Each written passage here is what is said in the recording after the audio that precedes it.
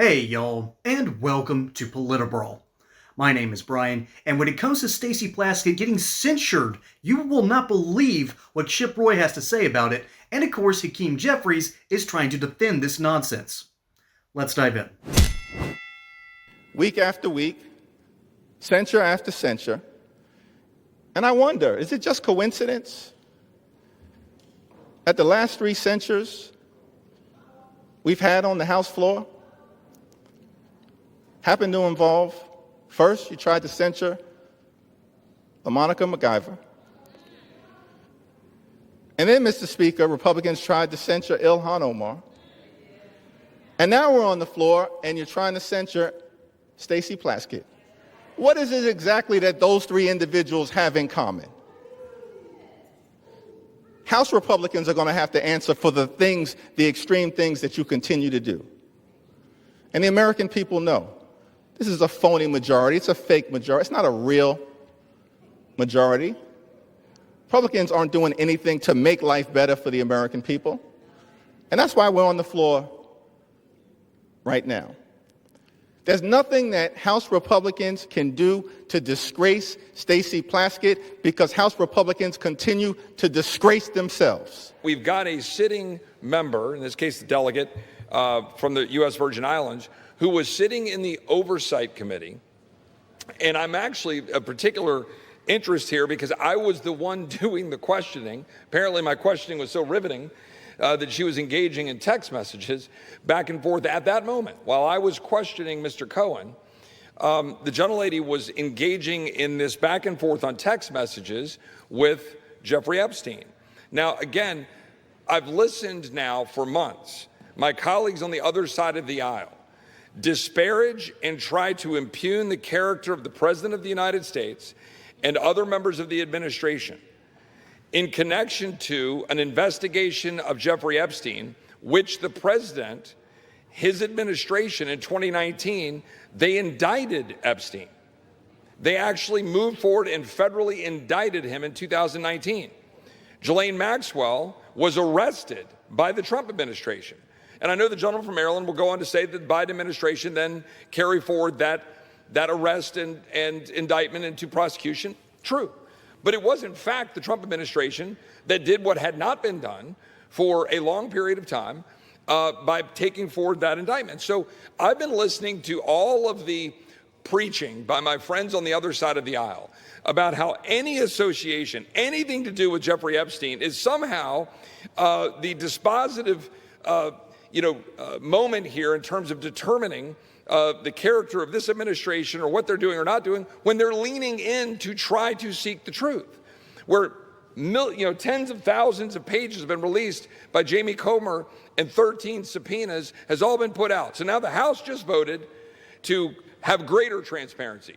Time will tell what that means in terms of what the court does and how they deal with grand jury secrecy and what they do to continue to redact and protect victims' names under existing laws and how the courts treat that. That's going to be a process, as the gentleman likely knows, right? This is going to be determined as to what gets released and how.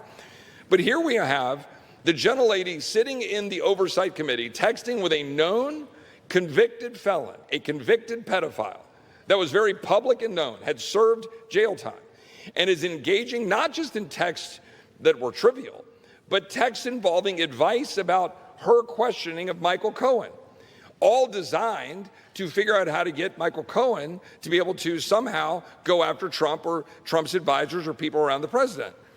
That, to me, is what we talk about with censure, which is contemplated, of course, in our rules and in the structure. The gentleman talked about the Constitution. We're not removing her.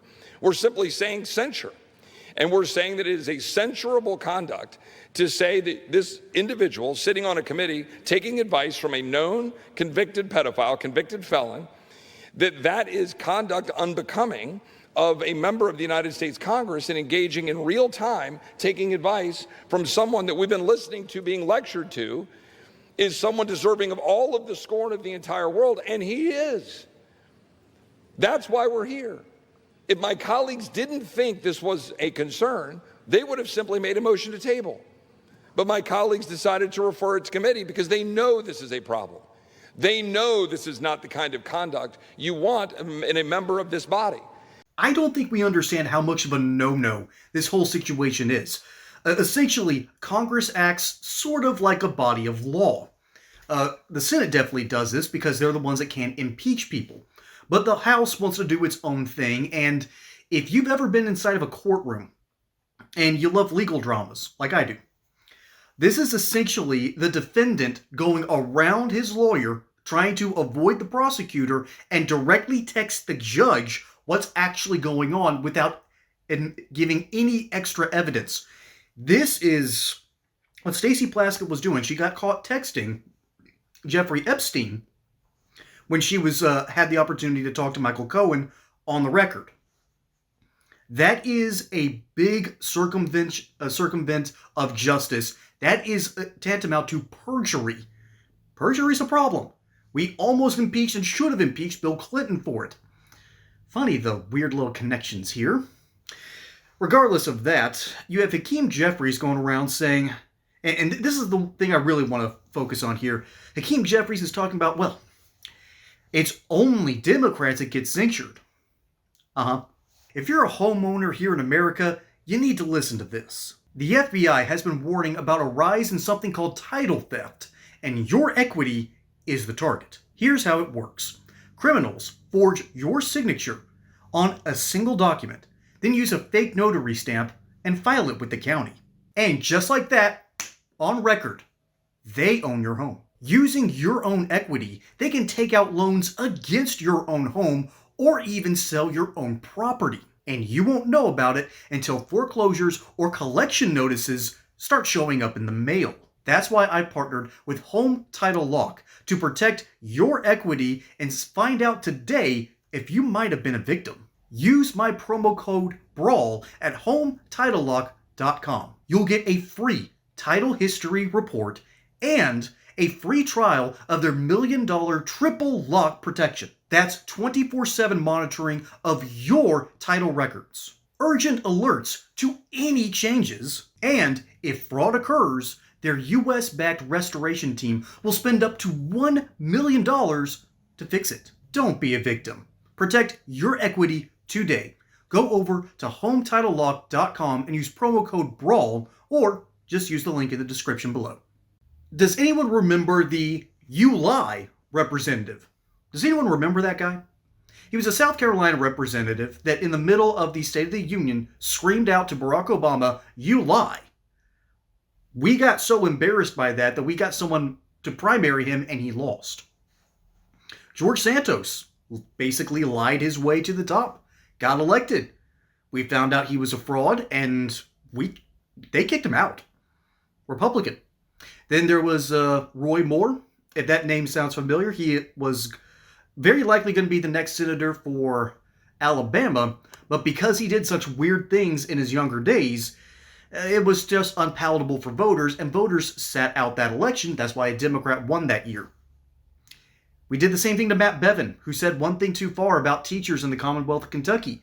Republicans sat out the election. The conservatives keep on policing and gatekeeping their side, and the Democrats don't. So for Hakeem Jeffries to come up here and spew that nonsense is particularly infuriating. And watching Chip Roy at his craft, I love watching him work. I love listening to him. I love the way his mind works. But he's really missing an opportunity to remind Hakeem Jeffries that we have to censure your people because you refuse to do anything about their nonsense. Stacey Plaskett essentially getting insider information about a major case that needed to see the light of day that wasn't going to be privy to any other information, where she wasn't privy to any other info, and no one was going to bring that stuff forward. That's a different kind of cheating. That's collusion. It isn't just wrong, it is destructive to any judicial system. And granted, Congress is not the judicial branch. But when you have laws like perjury, when you have certain standards you need to uphold, you better uphold them, or there is precedent to get you kicked out. And folks, this is small. This is just a censure and removal from a committee. This isn't, we're kicking you out of the body at large. Of course not. She hasn't done anything that egregious, but what she still has done requires some sort of pushback. After all, turnabout's fair play.